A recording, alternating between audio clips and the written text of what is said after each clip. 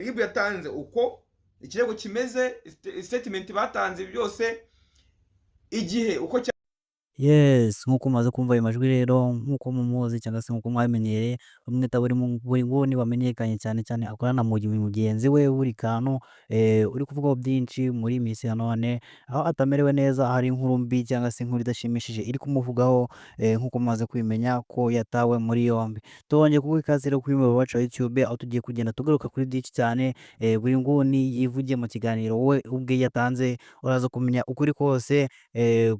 kw'ibyabaye kugira ngo buri kantu aze kuba yatabwa muri yombi. Iyi rero tugushimiye udahwema kudukurikira kandi kuri uyu muyoboro wacu, aho nk'uko usanzwe ubizi cyangwa se nk'uko umaze kubimenyera, ni umuyoboro tugenda tubagezaho amakuru agiye atandukanye, amakuru aba ari gukwirakwira muri entertainment, sport ndetse n'andi yose aba hano mu Rwanda iwacu ndetse no hanze y'u Rwanda, ibwota amasimbi ndavuga mu mahanga. Ni amakuru aba yizewe, aba atari ivumbi, dukura mu binyamakuru bigiye bitandukanye, ibinyamakuru bisohora inkuru mu buryo bwanditswe, ndavuga nka Mama Rwagasabo, Igihe.com, Kigali Today ndetse n'ibindi byinshi musanzwe muzi bisohora inkuru mu buryo bwanditswe. Niyo mpamvu natwe dukora uko dushoboye kose kugira ngo izo nkuru zose zibagereho mu ba mbere mu buryo bw'amashusho cyangwa se mu buryo bw'amavideo, by'umwihariko mwebwe mwadukurikiye cyangwa se mwadurimo kudukurikira gatanu kandi kuri muyoboro wacu wa YouTube. Alright, rero twihuse rero, ni buri nguni muramuzi nk'uko tuba tumaze kubabwira, yamenyekanye cyane ari kumwe n'umuvandimwe cyangwa se na mugenzi we buri kantu, mubazi ku mbuga nkoranyambaga nka buri kantu na buri nguni, mu by'umwihariko kuri YouTube ni abanyarwenya, aho bagenda bavuga ku bintu bigiye bitandukanye, ku bintu biba biri gukwirakwira, ku bintu biba bivugwa hano mu Rwanda bakabyanaliza, ubona ari ibintu bishimishije cyane, ari byo byaje gutuma aba bantu bigarurira imitima y'abatari bakeya mu Rwanda, bikaza no kuba byaratumye baba ibyamamare ku buryo abantu benshi cyane bakunze gukoresha imbuga nkoranyambaga ari abantu bazwi cyane cyane ku mbuga nkoranyambaga, by'umwihariko nka YouTube. Rero twihuse, ni inkuru imaze iminsi iri kuvugwa, ni inkuru nkeka ko niba ukunda gukoresha imbuga nkoranyambaga ari inkuru wumvisheho byinshi byagiye bivugwaho, aho abanyamakuru bagiye batandukanye cyangwa se abakoresha imbuga nkoranyambaga by'umwihariko nka YouTube bagiye batandukanye bagiye bavugaho byinshi cyane, aho bagiye bakwirakwiza ibinyoma, aho bagiye bavuga bimwe biri byo bitanafututse, bakagenda bavuga ibintu byinshi bigiye bitandukanye. Rero nk'uko mwabyumvishe video igitangira ni amajwi ya buri nguni, aho we ubwe yitangiye ubuhamya cyangwa se yivugiye ibintu byose ukuri kose kuko kese imeze kuva bigitangira kugeza uyu munsi wa none, nk'uko mwabyumvishe nawe yari kuvuga ku kibazo cya mugenzi we cyangwa se inshuti ye, buri kantu. Rero tugiye kuba twabibasubiramo twabwira byinshi mu buryo burambuye, by'umwihariko iby'ingenzi cyane cyane kugira ngo nawe udukurikirana cyangwa se nawe uri buze kubona iyi video ubashe kumenya byinshi. Buri nguni rero ni ikiganiro yakoze mu ijoro ryahise, nk'uko yagiye abyivugira cyangwa se nk'uko yagiye we abitangaza, kandi ni ikiganiro yatangiye avuga byinshi by'uburyo bagiye bazamuka, ariko yaje kugera kuri case nyirizina, aho yasobanuraga uburyo byagenze kuva bigitangira. Yatangiye avuga ku muntu uzwi nka Kazungu. Kazungu ni umuntu uzwi cyane ku mbuga nkoranyambaga, aho yatangiye apositinga amafoto ya buri kantu, ni buri nguni wagiye ubisobanura byinshi cyane, ibyo turi buze kubabwira byose ni buri nguni wagiye ubisobanura, kandi muramuzi nk'uko twababwiye ni mugenzi we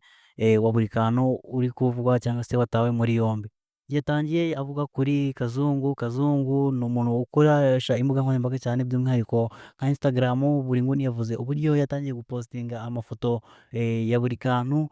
amuharabika cyangwa se amuvugaho nabi, avuga amakuru y'ibihuha, bivuga ko uyu Kazungu yafashe n'ifoto y'umukinnyi wa Prono, akayikwirakwiza ku mbuga nkoranyambaga ashinja cyangwa se ayitirira buri kantu, avuga ko uyu ari buri kantu wafashwe cyangwa se amavideo ya buri kantu yayafashe arimo kurigata mu gitsina cy'umukobwa. Ni byinshi yakomeje kugenda avuga ku zindi nkuru abantu bagiye batandukanye bo kugarukaho, aho bagenda babeshyera buri nguni,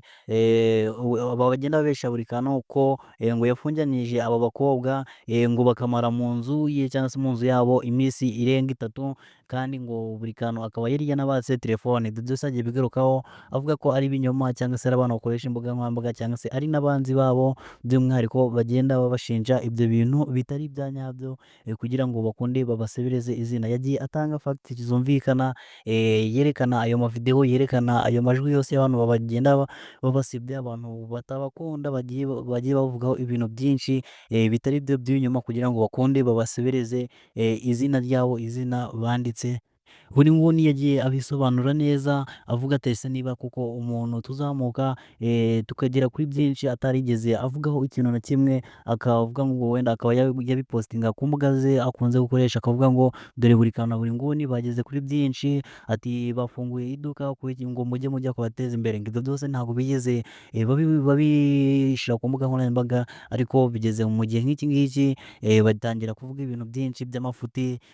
akaba aricyo buri nguni yashingiyeho avuga ko ibyo byose by'inkuru ziri kugenda zikwirakwira ku mbuga nkoranyambaga ari inkuru ziri gutangazwa n'abanzi be cyangwa se n'abanzi ba buri kantu cyangwa se abanzi babo muri rusange, buri kantu na buri nguni. Kandi buri nguni yakomeje kugenda asobanura ikibazo cyose cy'uko uko igihe cyabitangaje cyangwa se inkuru igihe cyanditse ari inkuru yatanzwe na RIB cyangwa se inzego z'umutekano, ubwo ziba zimaze kugera ahabereye icyaha zigakusanya amakuru yose, akaba ariyo makuru batanga ku kinyamakuru cy'igihe, akaba ariyo makuru yizewe cyangwa se buri nguni akaba nta kintu yabivuzeho bishobora kuba byakwemeza ko ayo makuru yakwirakwiye ku gihe ariyo makuru ya nyayo. Nk'uko twagiye tubabwira kandi ni amakuru avuga ko uyu buri kantu cyangwa se wamenyekanye nka buri kantu ku mbuga nkoranyambaga, amazina ye nyakuri bari bavuze ko ari Mutende Abdul Karim, ko yari yafungiranyije abakobwa babiri bari baje kumusura kugira ngo abafashe gukora ibyegeranyo cyangwa se gukora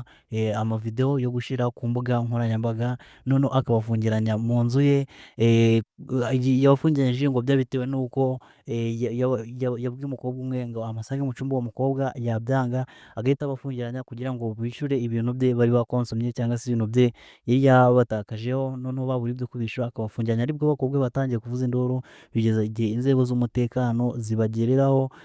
zikabafungurira, akaba ari nacyo cyaha uyu Abdul Karim cyangwa se buri kantu ashinjwa kugeza saa ngizi. Buri kantu kandi nta kindi yavuze, yasoje avuga ati abakunzi be mukomeze kwihangana cyangwa se abafana babo mukunze kubakurikirana, mukunda ibiganiro byabo, mukomeze kwihangana ko muri isi ariko isi imeze ariko twisanze kandi ariko tuzayisanga, kandi ntimwibagirwe